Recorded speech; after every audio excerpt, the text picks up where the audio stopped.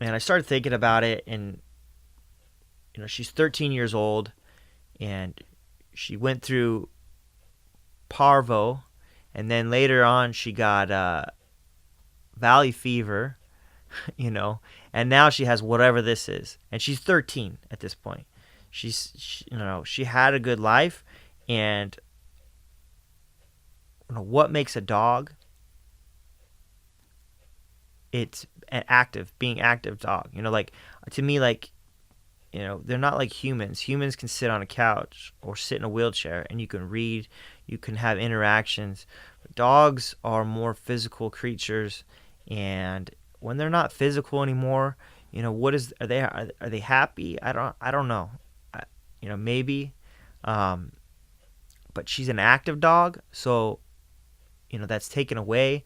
She's not having we can't talk back and forth with each other. I mean, she enjoys company for sure, but I didn't know, how many more meds she wants to take, and if it was her, bothering her, all these meds too.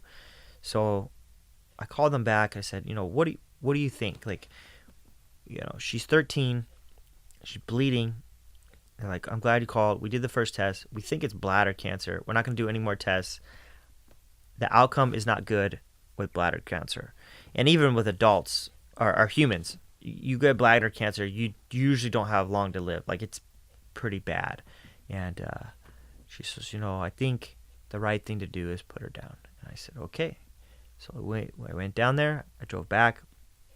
They take you to a room, and they give her a sedative and a needle. And I get down on the ground with her. I sit down cross-legged on the ground. She's laying down flat, and she just doesn't look good. And they give her sedative, and she looks up at me, and she does like the dog smile, the tongue out. And it was a nice little moment, and I didn't want her to suffer anymore, So, but I didn't want her to be alone and die alone. It's not a human, but it's a creature. And they're kind of part of your family. And so I sat there, and then they came back in, and after the sedative, they give you another shot that does the actual, lets her die. And just sat there and comforted her, and she seemed comfortable.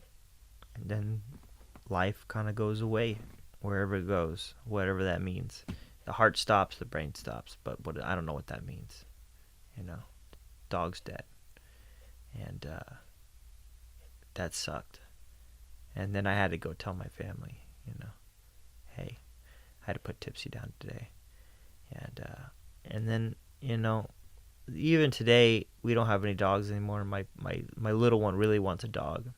We got a new house, and I've been thinking about getting a new dog. But, man, once you put a dog down, and you know that you're going to have to do it again, because they don't live 50, 60 years, It's not like one of those parrots. It's they got about 15 years max, usually. If you're lucky, 7 if you're not, 6 if you're not. So I'm debating if I get another dog or not. I would love to have another dog, another cattle dog too, probably. So just wanted to share with you guys. Peace. Let me talk for just a second, help me feel that sense of rhythm. Find the meanings in our bearings and discover this position as a stage along the way. Another rung to the ladder, either stalling or you're climbing, and I'd rather beat the ladder. Instead of getting fatter, let the footsteps...